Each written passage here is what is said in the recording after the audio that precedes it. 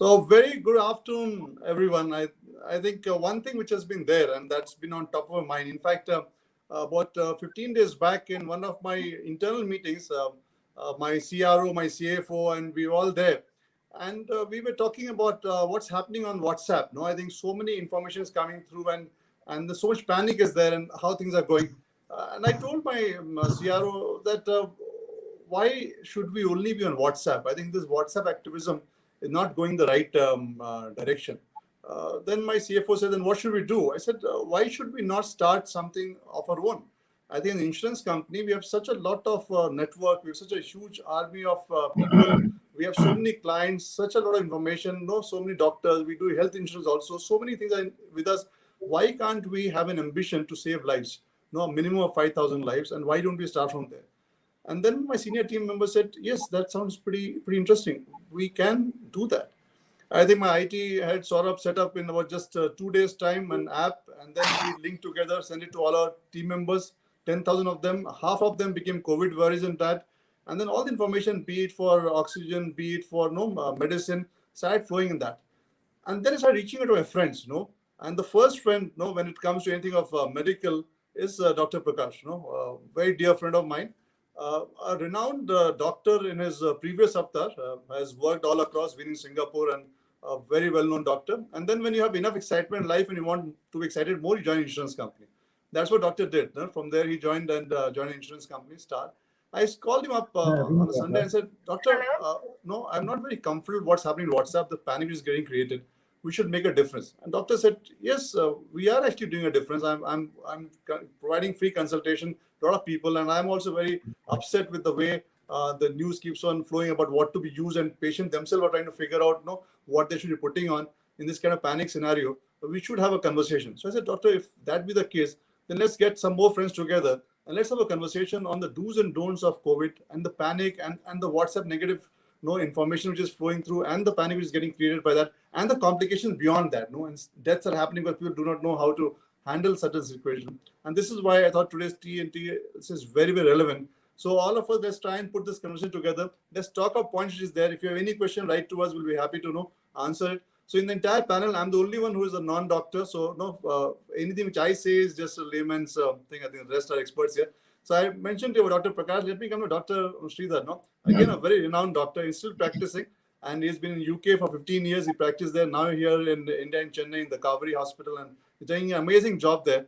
And one of the rare experts who's gone through all the ifs and buts and the doubts which is there. I think we could get him there, and it's very good of us to have him here. And then we have Dr. Kavita Krishna, again a consultant in Pune, and she has worked in different departments. She's a academician. She got over 150 papers published in her name.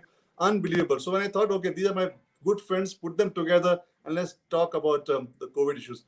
So Dr. Prakash, let me start with you, to begin with. I think the day I called you up and you were very, very upset in terms of how things are happening and what is going on in the current scenario in terms of the misinformation people have and the way they're panicking for things and what completely leading to. So just want to hear from you in terms of what's your view on this and what would you talk about as a doctor and insurer now in terms of how you look at things. So this is a very critical critical phase today, what we are facing. And there is a lot of good effort done by the hospitals and doctors who are really, betting their life to save the lives of people. But at the same time, what is wanting is some sort of standardization, standard protocols, and some clarity. Because doctors means it's not like those who are, some of them are privileged to work in a corporate hospital where there is a guidelines, protocol, and colleagues to assist them. But a hospital which is 30 bedded, 50 bedded in a suburban or rural area, the doctors who are there, they should also be familiar with the guidelines. And there should be a proper clarity on how we should manage COVID patients. Because what I'm worried about, Mr. Tapan, it is not the disease which is causing a problem. Of course, the disease is causing a great havoc.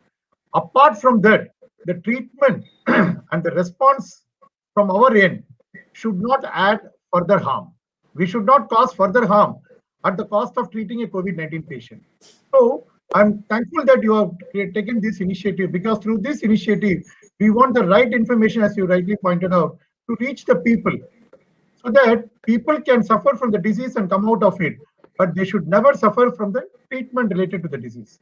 So there should be a lot of clarity on treatment, do's and don'ts on when we should give antiviral remdesivir, what is the need for a steroid, when oxygen therapy should be given, is there any irrational use of oxygen and steroid happening? What will be the problem if a steroid is given to, particularly to a diabetic patient, a overdose of steroid which is not required? Will it be counterproductive? All these things, I think, we should discuss over this forum.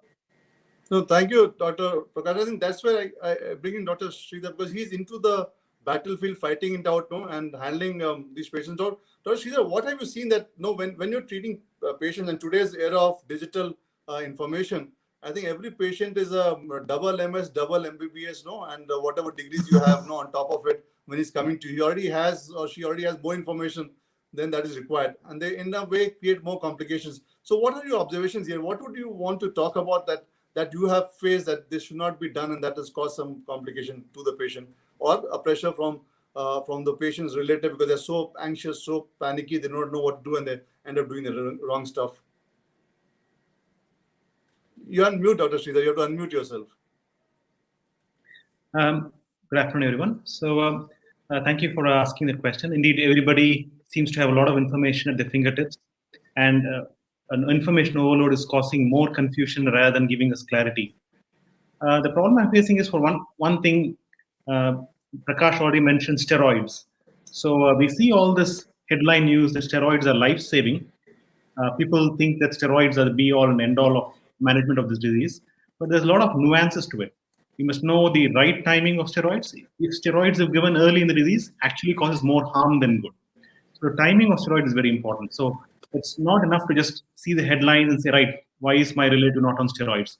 Or I've been diagnosed COVID positive, so I need to start taking oral steroids at home. So all these things are there because the information is there, but we need to look at the subset of patients who benefit from these interventions. After all, we live in an era of not just information, but an era of evidence. And we must use only those treatments that are proven to be effective. If you don't follow this, then there's no difference between what we do and mumbo jumbo or old style bloodletting. The key to modern Western medicine, the key to the medicine that we practice as allopathic practitioners, is to use only those forms of treatment that are proven to be effective. Having said that, the challenge that this pandemic has created for us is, in a very short time, we have had to learn about a new illness in which the evidence is still emerging. So we have a lot of studies that are coming out. So some studies are conflicting with each other. Some studies are pointing to the same thing. So this confusion exists not just among general public, but even among medical colleagues. There are differences of opinion. Yeah, but again, the point, Doctor, the black fungus now is in the news, no? And they're saying because of the oxygen and maybe a person diabetic or overuse of steroids is leading to further complication, which is actually not only leading to loss of lives, but also loss of limb or loss of eyesight, and it's creating huge kind of havoc. Now that's all over the newspaper nowadays, no? And again, the panic sets in there. What exactly is this, and why did this happen, and what are the precautions one should take, should not get caught in this kind of scenario? And really, after recovery from COVID, then this is the next phase which is coming through just after COVID recovery. First of all, let me tell you this: the incidence of this black fungus or mucormycosis has definitely gone up, but it is not a major new pandemic. It is still an extremely rare complication. So in my hospital, we have been treating COVID positive patients for ever since the pandemic started, so almost 14 months now. And we have not seen a single case of mucormycosis. So it is a complication. Some of my colleagues who work in very specialized areas in ENT and ophthalmology are indeed seeing this. When I talk to them, yes, previously we saw 5 or 10 a year, now we are seeing 20 or 30. The incidence, which was previously extremely rare, has definitely become 3-fold or 4-fold more, but still it remains vanishingly small. The key point is steroids are life-saving when used appropriately. And like steroids, like any other drug, every person, including somebody who's never even picked up a basic book in medicine, knows the steroids come with complications. So this complication of black fungus is vanishingly small. If the steroid is appropriately indicated, then we have to use it in those scenarios at the right doses. Thank you, Dr. Sridhar, because as a layman, the problem with me is that every news I read, I feel I'm suffering from it, no? So now when I open a newspaper, I see black fungus. So I'm trying to figure out, that am I suffering from black fungus? So I think there's a problem most of us. I think when you open a newspaper today, it's become so dangerous. At one time, I should love reading newspaper. And today's time, I open it, and by the time I'm through the newspaper, I think I already have COVID, I already have black fungus, and I already I'm going to die the next tomorrow day. So where is my will? I'm already thinking about all this stuff. It's causing such a lot of stress just reading all this. So good that you told that is a very rare complication, and one should know have some early symptoms if it is so. So coming to you, Dr. Kavita, no, you will have patients like me also, no, who get paranoid just reading all the information and must be bothering you day in and day out that, okay, I have got this symptom, I've got that symptom. No, but what are the symptoms in which we should actually panic and not don't just panic just reading news and then do So panic reading, the only treatment is assurance. So that's very important. So many patients just think they've got COVID the moment they get some, vague symptoms. But one symptom which I think definitely is new and 99.9% it is true is loss of smell. Because that was something which was hardly ever there before last 1 year. So last year, this loss of smell was definitely a very important symptom in COVID. This year, it's not so common with the second wave and maybe the mutant virus. The other thing is, which I found, that the ones who have loss of smell have a relatively mild illness, They have a fairly good outcome. So I always assure them, don't worry, you'll get better. Then, of course, there are other patients who don't have anything. They just come with some vague giddiness, vague weakness, and they try to ask you whether you have COVID. So, but I think overall the patients are getting more intelligent. So they wait for fever and all to come. But fever, if it doesn't go, headache, severe body ache, one definitely should suspect. And with the second wave, the entire families have got affected. So if one patient has got COVID in the family, it's very likely all are affected. So there we should tell them, in fact, that if you're negative also, presume it's possible. They should take all the precautions. And another thing I just wanted to add regarding the black fungus, even our center, we've been treating COVID in the last now 14 months. So the ones who come with mucor, we've just had 3 in our center so far. They're the ones with very high blood sugars. So whenever we need to give steroids, we have to see that they're covered with adequate doses of insulin. And the other thing is the oxygen that we give them. So the container which has water, for the bubbles, that has to be cleaned and has to have distilled water. So in bigger hospitals, that is taken care of. But in smaller centers where they're providing oxygen with cylinders or with just some oxygen concentrators, there they should see that the containers are cleaned. The type of water, that is RO water or distilled water, should be used. No, thank you. That's a very valuable information. So next time, if any patient getting admitted, they should just ensure the water is pretty clean if oxygen is being given to the patient. Yeah. I think that is. And the early signs are very classical. They just have a little blackening around the nose, a blackish nasal discharge, just a little headache, and with a little puffiness on one side of the eye or the orbit. Sugars are 300, 400. So it should be picked up early. That's also important. And whoever are on steroids, the sugar, it should be stressed that the blood sugar has to be controlled. Many of them say, oh, we don't have diabetes. So COVID definitely causes pancreatic inflammation and increases the blood sugar. And steroids add on to that with the stress. The sugars have to be well controlled, even after discharge. That has to be emphasized. So are you recommend, doctor, that after somebody gets discharged from COVID and they've gone through severe COVID, they should get their blood test done to see, that how yes, look like?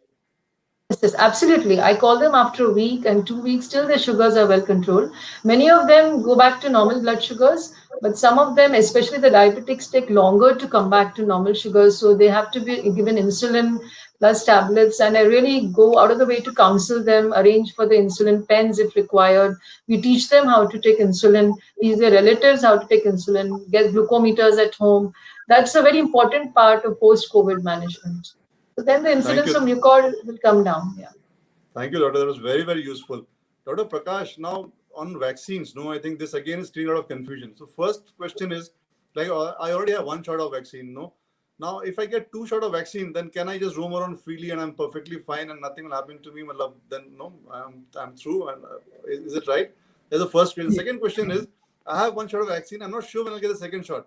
There's a lot of scarcity, again, a lot of panic happening. So if the government says 6 to 8 weeks and my 8 weeks gets crossed, then do I require the first shot again? No. Then if I don't get that, then again am I at risk, much higher risk? Then if I am through with all these vaccines, then no, how long will it last? So a lot of stories on this vaccine going around, and I don't think that any one of us have any clarity. So let's listen from you exactly, what is it and how long and how do we manage this, which is happening here? Yes, Tapan. if you see, like, the government studies done by the government have shown that the vaccine after second dose, 15 days after second dose, somebody is protected up to 80%. And after the first dose, the protection is up to 57 to 58%. This is what studies have shown. So still after 1 or 2 doses of vaccine and after 15 days of the second dose of vaccine, the protection is only around 80%. So naturally, we have to follow COVID appropriate behavior, the masks, sanitizers, social distancing, physical distancing, all these things have to be followed. And vaccine cannot guarantee that the individual will not get an infection. Studies have only shown that it reduces the severity of the infection. The morbidity and mortality can be brought down due to vaccine. And about the duration, there are 2 vaccines currently available in India, Covishield and Covaxin. So the studies say that 4 to 6 weeks after the first dose, somebody can take Covaxin, and 6 to 8 weeks after the first dose, Covishield. Supposing you don't get that, your second dose on that fixed time, you can wait for another month. Up to 3 months, we can wait. Actually, they say that nothing happens and there is no need to repeat from the beginning. And of late, very interesting, there are some studies which says that first dose of Covishield, second dose of Sputnik may enhance immunity. These are all under study. So we are yet to know all these things. And India, 95 crore people are above 18 years of age. And we have to vaccinate all of them. There's a lot of demand-supply mismatch currently happening today. So naturally, there may be a gap. And due to that gap in getting that, delay in getting the vaccine, instead of 6 weeks, it may be pushed to 8 weeks or 12 weeks. Don't worry. Up to 12 weeks, it is safer to have your second dose of vaccine. But the only thing is people who have got an infection between the first and second dose, after they recover from the infection, it is better they wait for 3 to 4 weeks. And after that, they can take vaccine.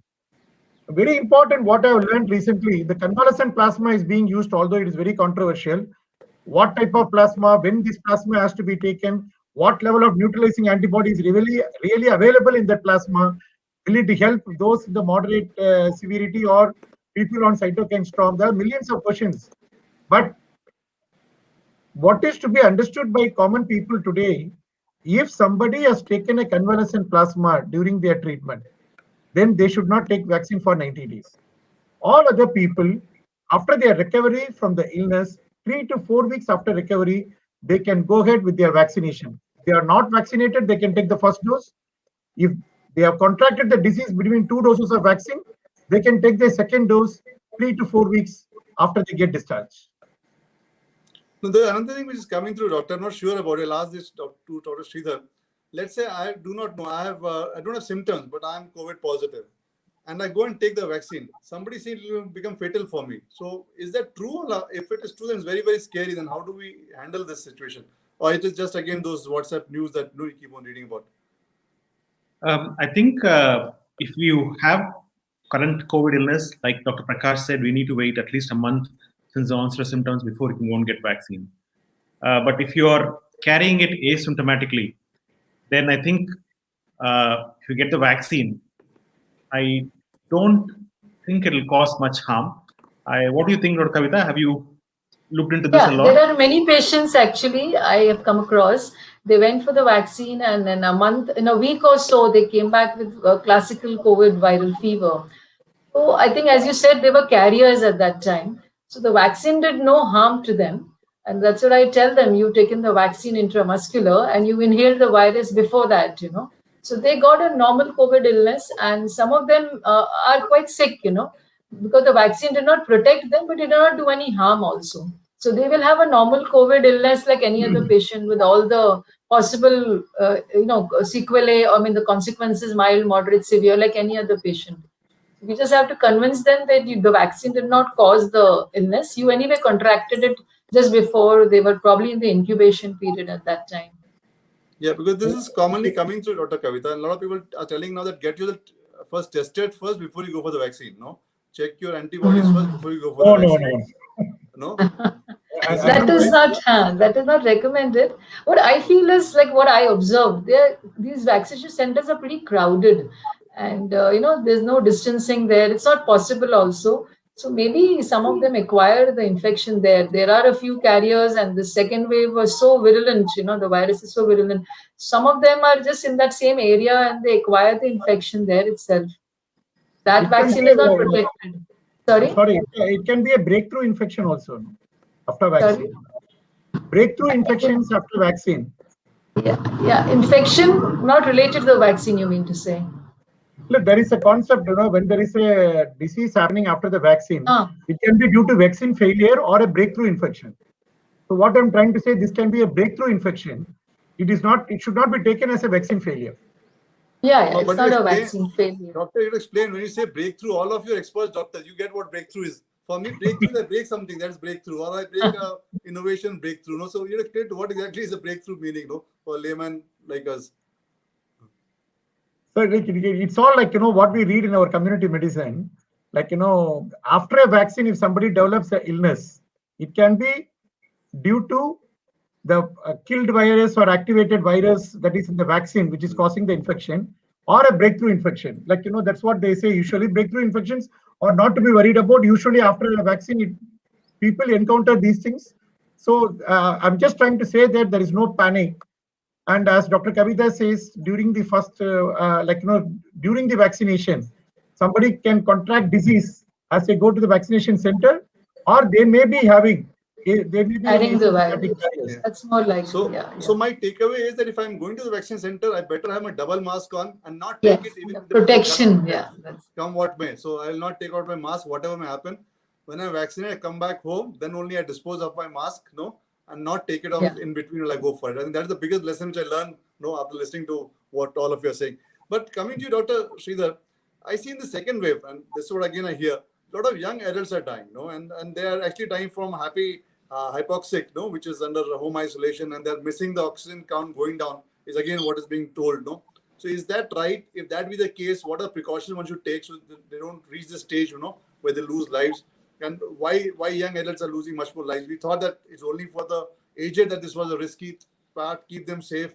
But now I'm seeing, and in my offices also, not only mine, most offices now, a lot of youngsters are falling ill, and God is kind, they're recovering well. But we didn't see in the first wave. The first wave we actually saw just some people fall ill, but this time we're seeing huge number of them fall ill. Why do you think is happening, Dr. Sridhar? What is it they should be taking care of that they don't get to the extreme case? Yeah, I think what you said is very true. During the first wave, predominantly most of the sick people in my ICU were 70 years plus. Now half of them are in their 40s and 50s. So definitely a lot more sick patients are getting, a lot more young patients are getting extremely sick. I don't know the exact reason. It could be because either the virus is more virulent and is much more attacking. But I think the much more likely cause is the number of people affected are huge. Even in the first wave, we did see occasional people who are 40. So if 10,000 people got infected, you probably get one person who was 40 and sick. But now with the numbers, the denominator, the base of population who are infected being so high, I think a lot more of these young patients are getting sicker and they are getting admitted to the hospital. Regarding this concept of happy hypoxia, and people are happy with hypoxia, only later we find out, there is, I want to clarify on that because, for example, if you went in a flight, I did go on a flight to Ladakh and Leh along with my local IIT to test various pulse oximeters about 2 or 3 years back. So we're constantly playing out with pulse oximeters. So when we go on a flight, about half of the people in the flight will have oxygen saturation less than 94. But we don't even notice it. Okay. And likewise, once we landed in Ladakh, we went to the highest motorable pass. I think it's called Kardangla Pass. I can't remember exactly. Once again, all of our oxygen saturations was about 86, 87, and we didn't know it. So this concept that your oxygen can drop and it will cost you to have immediate knowledge that you're sick is not true. Oxygen can drop without causing you to have breathlessness. But the important point is it does not happen suddenly. It always happens gradually. So somebody's saturation will be 96. After a few hours, it might drop to 92, 93. And generally, deterioration happens over a matter of days. It never happens over a matter of minutes or hours. So I think now pulse oximeters are pretty ubiquitous, almost like temperature measuring thermometers. If you have a pulse oximeter, and most of us have access to it, and you measure it, and your oxygen levels are 93 or less, you need to get to the hospital. Now, once again, there is a huge safety threshold involved. People with oxygen saturations of 85 also don't come to harm. But we don't want them to wait till it comes to 85 before they come to hospital. Which is why 93, or in some hospitals say 90, is a fairly good cutoff. So if you come in when you're having oxygen saturation of 93 or 90, it will take quite some time, a day or so before it comes to really critical levels. So it never drops dramatically. Have I answered your question? Is it Yeah, Rashid, that is very comforting, because I have a pulse oximeter and I measure myself every 1 hour. No, now I'll not do that. Now I'll measure at least 5-6 hours. No, I think that's very helpful. I'd just like to add here, Yeah. Even I've had many people 32, 35, one boy was 26, and luckily most of them got well, some are still holding on. So some of them do have a resting tachycardia. It's like Dr. Sridhar said, it doesn't happen overnight. It happens over a few days. So the earlier days, it's going to be a little resting tachycardia, which also is equally important, And what does in that fact, mean, doctor, the term that you use right now? Normally the heart rate is around 80. Yeah, normally the heart rate is around 80, maybe 90 when you are walking briskly or so. So they should also concentrate on their pulse rate. If it's remaining 70, the youngsters, many of them go to the gym, so their resting heart rate is 60, 70, sometimes 56. So suddenly it's going up to 90, 85, and they should also be told to do the 6-minute walk test. Because many of them start doing teleconsultation nowadays, and because they don't want to come to the hospital, a lot of online consults are available. So I think day 5 to day 9 is what is important. If you count the day the fever started, fever, headache, body ache, those are the usual symptoms nowadays. And day 5 or day 6, the little cough starts, And I have had so many patients who I've brought to the hospital on day 6, day 7. And then just that first, and they say, no, it's nothing. I just had cold water. I was sleeping in the AC. They attribute it to that, but that is the beginning. And day 5 to day 9 is when they really deteriorate. It happens over a few days. And those are the days, if they can reach a hospital, they can be the little hypoxia, they can go on little low dose steroid, blood thinners, like, low molecular heparins, etc. Because many of them were my close relatives. Like one of my cousins is just 31. So he really, in spite of close monitoring between him and me, he landed up with a massive pneumonia. And touch wood, he's got better. But it was like daily, day-to-day basis, we were like, monitoring. And he's in Delhi. So it was so difficult to get a bed, etc. A lot of problems. But he's recovered. So this was day-to-day monitoring. And 6-minute walk test is what we should emphasize. It's not just the resting and saturation. They should walk in the room for 6 minutes. And the elderly patients should walk at least for 3 minutes, may not be 6 minutes. And that saturation is dropping by 2 to 3. That is also important. No, when you said the pulse rate one, so the upward movement of pulse rate is the risky part, not the yes, lower movement. Most of the time it's the upward movement which is important, yeah. Because so even when they get discharged, these 30-year-old, 35 years old, even when they go home after 5 weeks, 4 weeks, the heart rate remains 110, 120. That is the way it is now. The breathing rate more than 30 and heart rate more than 100. These are all warning signs. Yeah. So if the heart rate is moving up, the pulse is moving up, then again get a check done. Something is going on. Red flags. Yeah, these are the red flags. Yeah. Okay. But again, doctor, the two things which is very, very now the controversial names that came. One is Remdesivir. I think people are desperate. It's getting sold at 60,000 rupees, 80,000 rupees. Well, it's like become the life-saving drug. And the other is you're talking ivermectin, which is again happening. I think these two drugs you keep on hearing. So what are your comments on that? Like, is it worth that people start getting desperate for it and getting that Remdesivir at 80,000 rupees, 70,000 rupees, or and what was your view on ivermectin? Again, I think there's a question that's been coming repeatedly on our panel here. I think on Remdesivir, Dr. Sridhar has done a lot of study. I think he should be the right person to talk about misuse and abuse of Remdesivir. It's not a magic bullet. Yeah. So once again, like I said, we practice modern Western medicine. Every intervention that we use should be proven to be effective. And there have been at least 4 to 5 studies that have been done on Remdesivir. And the data is quite clear. None of the studies, even those sponsored by Remdesivir, have shown that Remdesivir saves lives. Okay. There are a couple of studies that says it can shorten the duration of illness by 3 to 4 days. And once again, this is if given to people who are admitted in hospital and needing a little amount of oxygen. That's all. Now, the biggest study on Remdesivir was conducted by WHO. It's called the Solidarity Trial. And that study concluded that it does not save lives. It does not worsen the disease progression, and it does not in any way improve outcomes. And after that, WHO quite clearly mandated that there's no role for remdesivir. But if you look at some of the other countries like UK and US, they have given a conditional recommendation that remdesivir may be used when certain specific conditions are met. Once again, may be used. It may be used if the patient is hospitalized and needing a small amount of oxygen. Once again, the patient is in ICU and is on a lot of oxygen on the ventilator, it does not have any benefit. None of the studies so far have shown that remdesivir saves lives.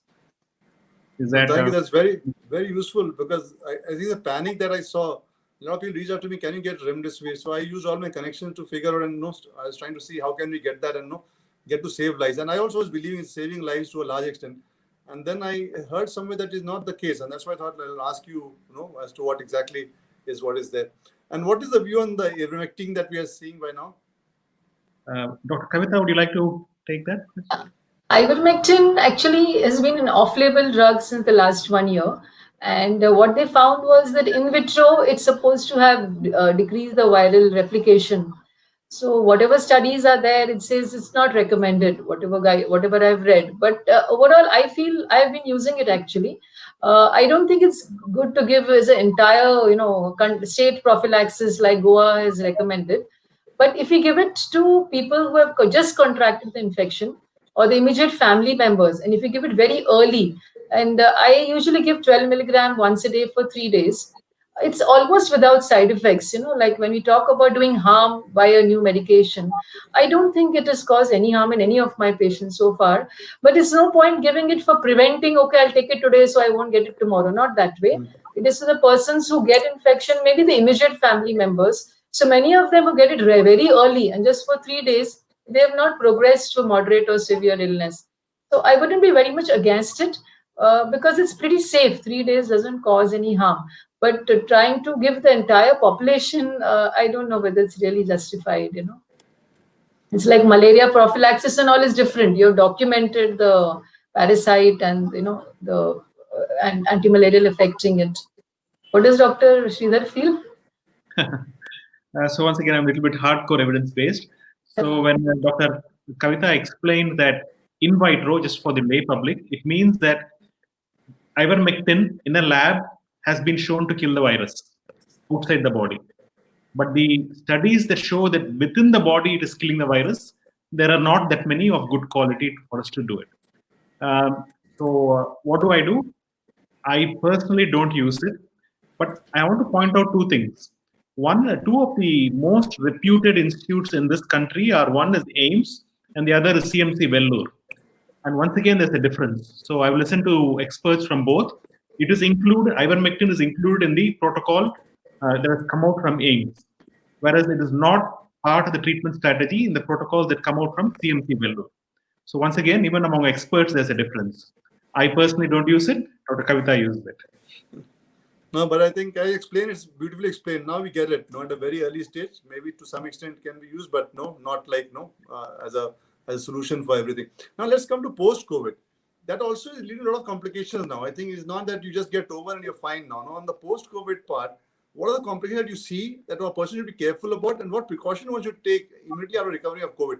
Some of my friends, they feel after COVID is through, and they say through with COVID, they say, okay, now we are safe, we are Superman, now we can go anywhere, now nothing can happen to us. No, but what are the precautions that should be there? Again, that is again a big issue which is there. A lot of people feel that once they have got COVID, now they're immune to anything which can happen. So what's your view on this? Post-COVID, yeah, okay. Just as a follow-up, as a follow-up to what Dr. Sridhar says, between two experts at All India Institute and CMC Vellore, they differ. As an insurance person, I can say that when doctors differ, insurers suffer. There is a lot of difference in high-end drugs like tocilizumab, and they are all very expensive also. And we are in a fix whether to really honor those prescriptions or not. So I just want to add there. Yeah, but then you have these guidelines. We can follow that. Your company can decide that. Like you have even with these novel drugs, there's a like a tornado of biologics or monoclonal antibodies now.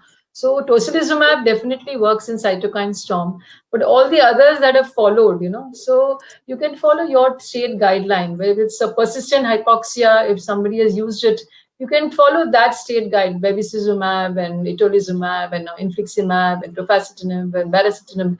So we often, sometimes when you're back to the wall and the relatives keep asking, "Aur kuch de sakte kya, de sakte kya?" They are here and they come and they tell us, "Doctor, use this, we'll pay, use this."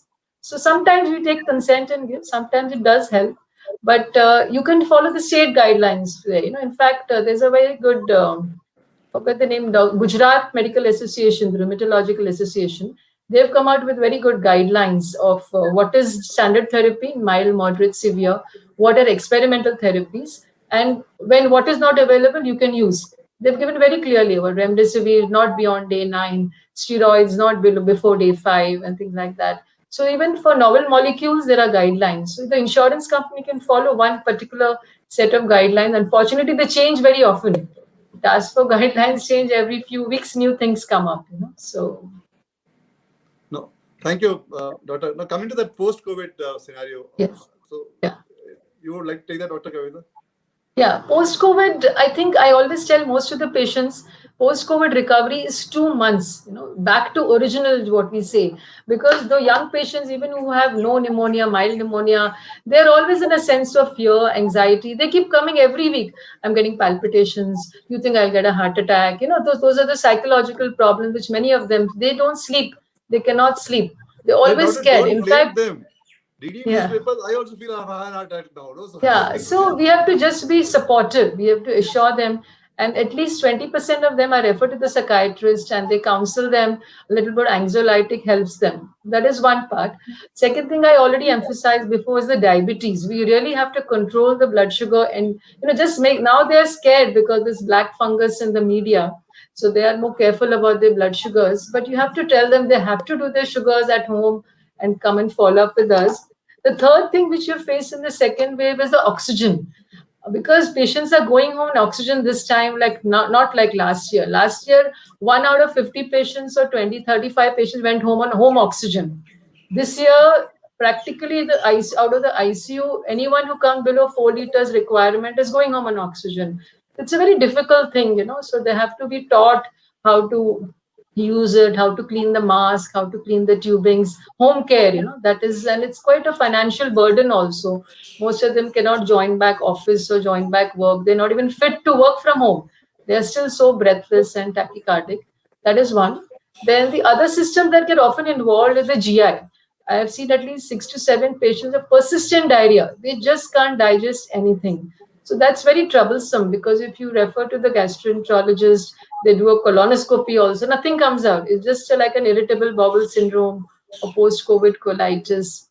And I think the other thing, catastrophic are post-COVID MIs and strokes. And it's really very devastating for the family first to go through COVID and then come back within 3 months requiring an angioplasty or developing a stroke. The incidence is fairly less, but that is also there. So, and rehabilitation, yes, they lose 2 months of work, finances.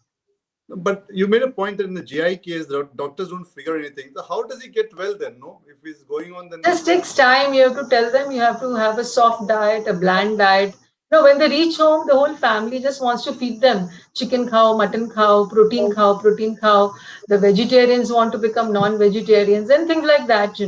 So I always tell them introduce only one new food at a time. Like, if you're having a soft diet in the hospital, go home and go step by step. Don't try to eat everything new in a day, whatever you want to eat. So if they go slow, they're usually, most of them are okay. And the post-COVID diarrhea sometimes are troublesome. Yeah. Tapanji, will they get okay on their own, doctor? So sorry, I think Tapanji, natural course of the disease, most of them get all right. So you're asking us, how their loose stools get all right. I've seen these are all viral illness, self-limiting problems. Natural course of the disease, 80% of them who develop this illness, the disease comes and goes. By a natural course, they get all right. I just want to add that. No, that's a fair mild ones get all right. Yeah. See, mild ones all get all right. Yeah. Post-COVID, the severe ones, yeah. See, I'm trying to be the common person here. Yeah. So that's why I'm asking you these questions, because these are doubts. So I'm trying to think But from a perspective. Tapanji, two more things I just want to add to what Dr. Kavita has beautifully pointed out. In my limited experience, I've seen people suffering from COVID with lot of comorbidities. They may have sarcoidosis, they may be already on steroid, they develop COVID. So I used to closely monitor them, connect them to the pulmonologist, and then see that, I used to cross my fingers and closely watch and see whether they are getting all right. But I've seen in my limited experience, people who are confident, they perform extremely well. People who are not scared, who are very confident, and they do very well. This point, I want to emphasize in a big way. And second thing is, for people who don't have a health insurance policy, and after they contract COVID-19, after discharge, I think they should walk in and buy a health insurance policy for themselves. So the post-COVID sequelae, I think Dr. Kavita and Sridhar, when you follow up the patients, you should tell them, get an insurance policy for yourself. Should we say car or Bajaj? Anything.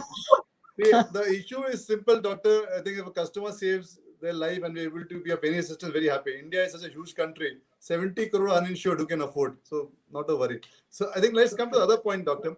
When you said gets okay on its own, let's say, that is the phase in which the psychological stress builds up, 1 month, 15 days, 2 months, 3 months, like Dr. Kavita mentioned, 2 months. So now if a patient knows 2 months, I have to have patience, I have to check my parameters and keep, like you said, be confident and be happy with what it is, and we'll overcome this. Then I think that hope will ensure the patient is able to overcome this. Now in the 2 months or 3 months it takes, the patient has no clue and is going through all this palpitation, all this diarrhea, and he would be thinking the world is coming to an end. And the negative mindset play would actually become more dangerous, if I hear you right, Dr. Prakash. So this is where this understanding has to come, that even if you're having this and nobody's able to figure out what it is, if it is viral, it's going to take 2 to 3 months. Have patience, be smiling, and be confident.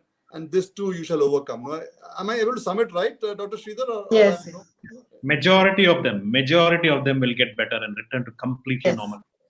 Yeah, I think that is very, very critical. And the last question which I'll take before I close this call. No, this will go on forever, but I know all of you are very busy doctors. So the last question is, when I saw this comment come through, somebody's gone through COVID and wants to donate plasma, and wants to contribute to society, or and what all can a person do to contribute? Like, what time should they wait to give a plasma? Who can give a plasma? And how should they be able to do that? I've seen so many people, like when I launched this app for my team members, and as I mentioned earlier, out of 10,000, 5,000 want to really contribute, and make a difference and save people's life. It was very big, and the first shot itself. Now I'm going to make it a bigger, larger population for my intermediaries, for my business partners, to my sister companies. So maybe I'm going to have 5 lakh people, and 2.5 lakh, 3 lakh would want to contribute, but they don't know how to contribute, what to do. So what's your advice for people who, one, contracted COVID, wanted to donate plasma, or somebody who wants to help people, help save lives? What is it that you should do as a volunteer, as a COVID warrior? I think just all three of you, any comments on that? I think that'll be very useful for all of us. Plasma is actually controversial, plasma treatment per se. So there's a lot of discussion going on whether it should be in a treatment itself or no, because the relatives get very panicky. They feel that it's really life-saving, which it is not. It is probably just supportive, and it's not useful after first week. That also they should be told. There's no point giving it too late. A male patient who has developed COVID, more likely moderate to severe COVID, can donate after 42 days of illness. Okay? One who is on mild illness may not have developed antibodies. There is no point. And we don't, I think, check antibodies in the people. A female patient who has had a pregnancy also cannot donate. Young females, I don't know whether they check the antibodies and take or they do not take. That is important. But a lot of running around is done by relatives, and for getting plasma, it's always off short. So we should tell the patients and their relatives that it is not life-saving. It may reduce the hypoxia. The results are also controversial. What do you think, Dr. Sridhar, about convalescent plasma treatment? Which study on plasma was done by ICMR. It's called the PLACID trial. And that quite clearly concluded that plasma had no benefits. We don't use convalescent plasma at all in our hospital, except when the family, in a desperate situation, requests us to give it. We once again explain to them that we do not think it helps in our experience or is not research-based. But if they want to give it, then we give it. It is the same thing I do for people who bring Siddha medicines, who bring Ayurveda medicine, say they want to give it. We are very upfront. We say there is no evidence that it works. But if it gives you satisfaction that you're doing everything you can, then we are happy to give the Siddha medicine or Ayurveda medicine, but it's on you, not on us.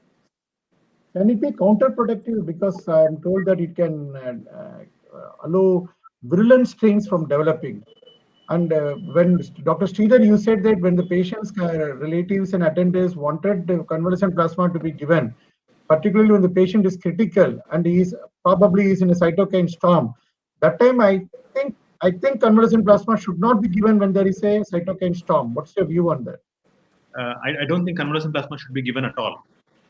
But when the situation is desperate and family is keen for everything to be done, and sometimes when you know the outcome is going to be bad, and then at least you want to give family the feeling that right, they did everything that they can. So it is for care of the attenders that I accept giving plasma or Siddha medicine during desperate situations, rather than because of any benefit for the patient. So in Cytokine this storm is pandemic, little later. right, so in this pandemic, Tapanji, infodemic is a problem. Yeah, People read something about plasma and they go and disturb the doctors. exactly. So problems That's of why infodemics in pandemics. Yeah, exactly, Dr. Prakash. That's why I got all of you together. That's a big problem. No, it's not a small problem. See, once we are embarked on the journey of saving lives, I realized that it's not about what to be done. I think none of us have any clue. We read some piece of information, and then a panic happens because we know that person who's fallen ill, be it a colleague, be it family members, and then a panic happens. Panic, like Dr. Sridhar said, you want to do everything, and then you want to pull all resources, and that may be actually even counterproductive. I think that is precisely why I thought get all the experts together. So we talk about exactly what should be done and how one should behave in a situation like this, because I think the kind of fear which this has got created is bigger than the pandemic. I think the mental health pandemic is going to be bigger than the coronavirus pandemic, is what I believe. As it's progressing, and as people get more and more scared and more worried what's happening and the way this is building up, that is something which is very worrying for us. And that's exactly why I thought let me get experts to talk about this. Any last word from any one of you on this subject that you feel that you want to tell people from your experience? And I think the most important thing is wearing a mask. That is the most important thing in holding the pandemic. No matter what we do, because most of the people, they don't want to wear a mask, or they feel they've got the vaccine. People are actually quite tired now. It's almost 13, 14 months. No socialization advice and all. But I think we are all in it together. That's what important. It is one pandemic, one disease where the whole world is together. So we should all observe universal precautions. The treatments are there, but nothing is really pure. Prevention is the best cure, rather. Thank you, Dr. Kavita. Dr. Prakash? I think I'll have to appreciate you, Mr. Tappan, for taking this initiative. Great gesture. God bless you. We should continue to debate. Prakash. I think we have to keep on talking more about it, bringing real facts, rather than getting worried on the newspaper and how things are happening. Dr. Sridhar? So I just like to say, let us stick to science. We've tried a lot of other things. We believe this epidemic will spare India because of the spices we add in our food, because of various resistance concepts, immunity concepts. Nothing has been proven. So let us stick to the science. Let us stick to what science shows, and let us deal with this pandemic in a scientific approach. Thank you. In today's world, and I say it from my heart, I think my belief is the doctors have really proven the fact that they are right now more precious than anything else.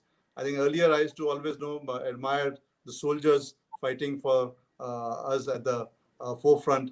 But this time, if I have to think about the doctor, the respect that all of you have earned in the difficult times, the way you have served people, I think it is unbelievable. Like many hours together. I think 36 hours, 48 hours. And anytime I call up any of my friends who's a doctor, irrespective of what time of the night is, they get up and they're very, very happy to serve. I've never seen such dedication, such passion from doctors. I know it's tiring you out, but as an honor and as a gesture that all of you could take some time out, for the tigers amongst doctors, we have planted trees for you in the Panna Tiger Reserve in Madhya Pradesh, India. We request the certificates to be put up, for the doctors here. So here, Dr. Prakash, here, this is a tree for you in your name. Dr. Kavita, a tree for you in the Tiger Reserve. We planted. Thank you so much. A tree for you, as a token of gratitude for all that you do. Thank you very much, for taking time out and coming here. I think it is a very helpful session, and a lot of us who have heard this would be very, very benefited from it. And please, like Dr. Prakash mentioned, don't get carried away by news. Speak to a good doctor friend and get the right issues. Don't panic. We'll pull this through. I think Second wave is there, and whatever we hear from Spanish flu, and like Dr. Sridhar said, scientific research, maximum one more wave, third wave, and then I think no, we should be fine, and this should be behind us.